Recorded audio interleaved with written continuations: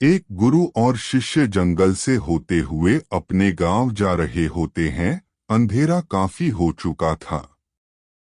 शिष्य ने अपने गुरु से कहा कि गुरु की काफी रात हो चुकी है, अगर आप कहे तो आज की रात यही आसपास के किसी गांव में गुजार ले।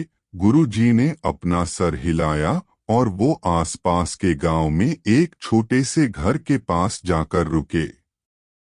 अब जैसे ही वहां गए तो गुरुजी के शिष्य ने दरवाजा ठकठकाया। उस घर से एक गरीब आदमी बाहर आया तो गुरुजी ने बोला, हम अपने गांव जा रहे थे, लेकिन काफी रात होने के वजह से हमने इसी गांव में रुकने को सोचा। क्या हम आज रात आपके यहाँ रुक सकते हैं? गरीब आदमी बोला, हाँ क्यों नहीं, आप दोनों अंदर आ जाइए। अब जैसे ही गुरुजी अंदर गए उन्होंने देखा कि उस आदमी के घर में बहुत ज्यादा गरीबी थी। गुरुजी ने उससे पूछा कि आप काम क्या करते हो? वह गरीब आदमी बोला कि मेरे पास बहुत सारी जमीन है। तो गुरुजी ने बोला, अगर तुम्हारे पास बहुत सारी जमीन है तो इस तरह से क्यों रह रहे हो? वह आदमी बोला, यह किसी काम की नहीं है। गांव वाले बोलते हैं कि ये बंजर जमीन है, यहाँ पर कुछ भी नहीं उगाई जा सकती है और वहाँ फसल उगाना बहुत बड़ी बेवकूफ़ी है। गुरुजी ने बोला कि तुम्हारा गुजारा कैसे होता है? उसने बोला कि मेरे पास एक भैंस है जिससे मेरा पूरा घर चलता है। ये सुनने के बाद गुरुजी सो जाते हैं और रात में जब सब लोग सो रहे होते हैं तब गुरुजी अपने शिष्य को उठाते हैं और उस गरीब आदमी की भैंस लेकर अपने गांव चले जाते हैं। शिष्य अपने गुरु से पूछता है कि गुरुजी, कहीं आप ये गलत तो नहीं कर रहे हैं? उस गरीब आदमी की रोजी रोटी इसी भैंस की वजह से चलती है। तो गुरुजी अपने शिष्य की तरफ देखते हैं और मुस्कुराते हुए आगे बढ़ जाते हैं।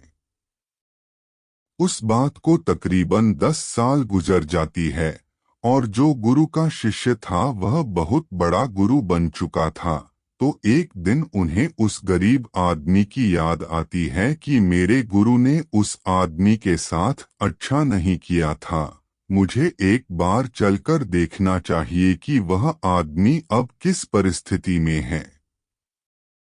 वह शिष्य उस गांव की तरफ जाता है और वहां जैसे ही पहुंचता है तो वह देखता है कि जहां पर उस गरीब आदमी का झोपड़ा था वहां पर एक बड़ा ही आलीशान महल बन चुका था और उस झोपड़ी के बाहर जो बंजर जमीन थी उस पर फल और फूलों के बगीचे थे। तभी उधर से उस घर का मालिक आता है।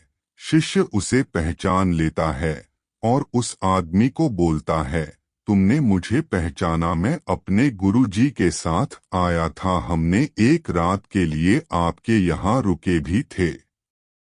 वह आदमी उसे पहचान लेता है और बोलता है कि उस रात में आप कहाँ चले गए थे और उस रात के बाद ही मेरी भैंस कहीं चली गई थी।